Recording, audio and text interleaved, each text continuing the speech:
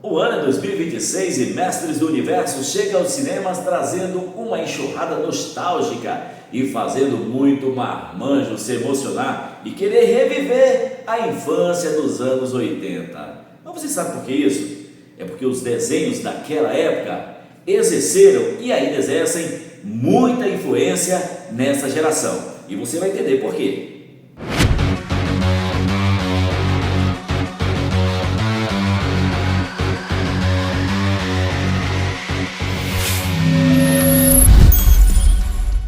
Fala galera, eu sou Geniélio Santos, esse é o canal Gui Cristão, onde nós falamos de fé, falamos de cinema, falamos de série, desenhos animados, claro, tudo aquilo que vem ajudando a formar gerações, não esquecendo os valores. E se você está aqui com a gente, não se esqueça de se inscrever no canal, compartilhar esse vídeo, deixar o seu like, isso vai ajudar bastante. É o seguinte galera, os desenhos da geração 80 e parte da geração 90 traziam consigo uma bagagem muito rica de valores. Por isso, esses desenhos foram muito importantes, tiveram um papel crucial na formação simbólica de muita gente. Coragem, amizade, lealdade, responsabilidade e consequências pelos seus atos estavam sempre expressos ali nos desenhos, o que fez essa geração observar e, mais que tudo, aprender com eles.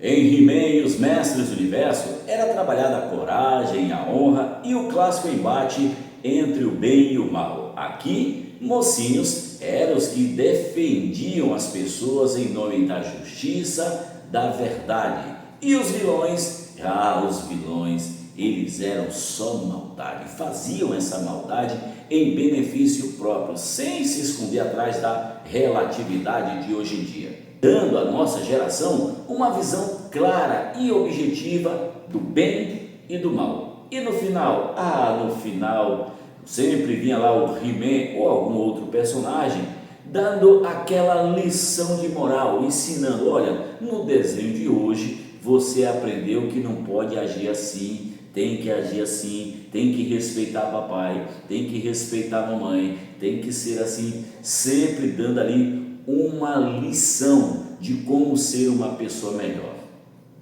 Não era desenho, era aula em animação e muita fantasia. Thundercats trazia consigo liderança, disciplina, união de grupo e amadurecimento. Cada episódio era uma aula de como a união familiar faz toda a diferença. E ainda, os felinos de Tandera traziam consigo um código, o Código de Conduta de Tandera, que se espalhou por todo o terceiro mundo, que era justiça, verdade, honra e lealdade. Quem nunca brincou falando desse código? Você brincava de Thundercats, você dizia, estou aqui em nome da justiça, da verdade, da honra e da lealdade. Aí no final dava aquele gritinho, Thundercats, oh! Você já brincou, não já? Tartarugas Ninja. Esse desenho mostrava os altos e baixos de se pertencer a um grupo familiar um tanto peculiar, sem deixar de lado o valor da irmandade, da parceria. Esse desenho também trazia consigo o respeito pelo mestre Splinter, que era um pai, que era o tutor das Tartarugas Ninjas. Então tudo que eles faziam para honrar aquele mestre, honrar aquele pai. Tá sacando aí, né? Pois é, e no final de cada vitória, de cada vez que eles derrotavam o clã do pé e o destruidor e toda a sua turma, eles deixavam claro que o conhecimento adquirido em família fazia toda a diferença. Então, se você ainda não assistiu Tartarugas Ninjas com essa visão, é melhor assistir Cauabanga. Capitão Planeta, pela união dos seus poderes, eu sou o Capitão Planeta. Aqui era trabalhado de forma heróica e sem nenhuma militância a conscientização ambiental e falava também da responsabilidade social e cidadania. O desenho trabalhava isso de uma forma incrível e quem nunca brincou e quem nunca chamou a atenção de alguém, ei, eu vi no desenho do Capitão Planeta que não pode fazer isso. Então tá aqui, ó, um desenho que ensinou bastante. Caverna do Dragão. Como falar da geração 80 e não falar desse desenho? Rapaz, esse desenho aqui marcou uma geração. E eu posso dizer que não marcou só por ser um desenho de fantasia, de aventura, ou dos meninos que se perderam logo ali. Se bem que os adultos naquela época pensavam assim. Mas Caverna do Dragão trazia em cada episódio fortes referências sobre o sacrifício que devemos fazer em nome dos amigos, da família. Trazia também escolhas morais, trazia o poder da cooperação, trazia consigo episódios de autodescoberta, de você se descobrir uma pessoa melhor. Falava sobre respeitar o próximo, sacrificar as suas vontades em benefício de um todo. Caverna do Dragão trouxe muita lição.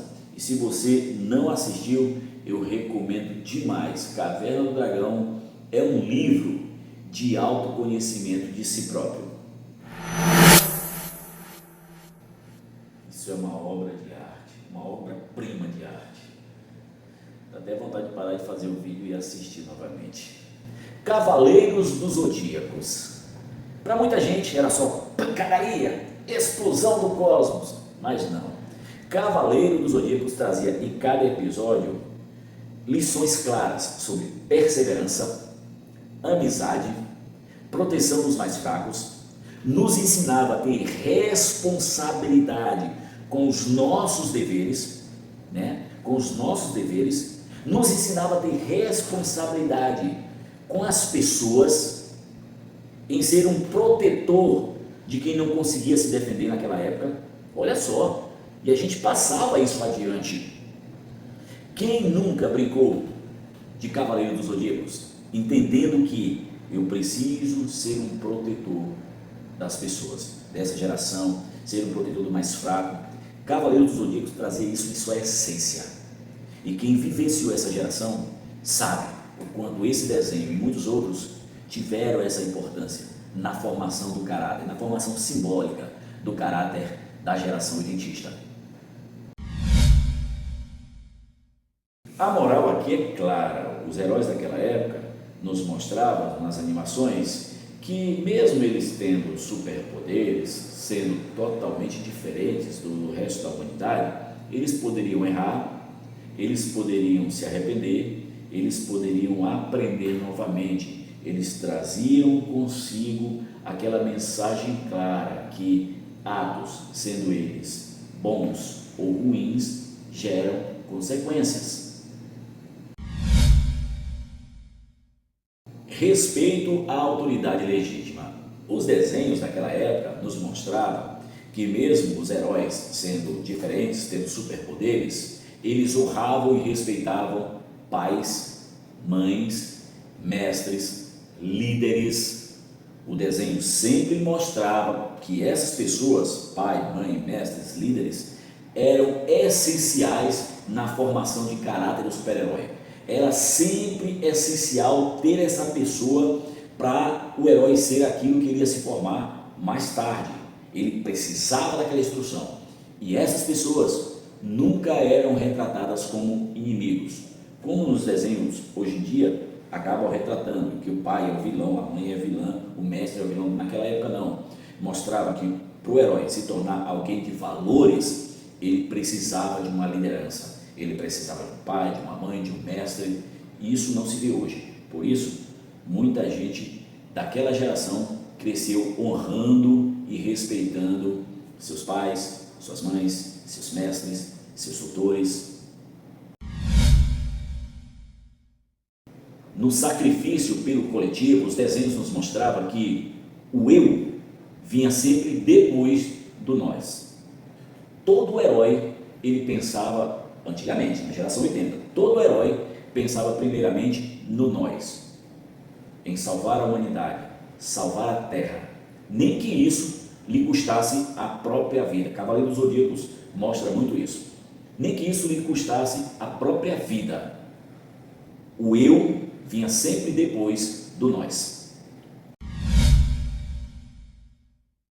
Ah, mas você poderia estar dizendo agora, era tudo perfeito nos anos 80 e se trata de desenho? Não.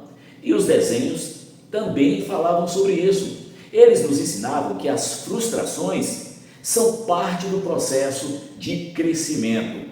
Mas nenhum desenho nos mostrava um mecanismo de escape das frustrações. Pelo contrário, eles nos ensinavam a encarar, a buscar solução, a desenvolver a nós mesmos e o meio para que aquilo não fosse um degrau destrutivo na vida de quem assistia.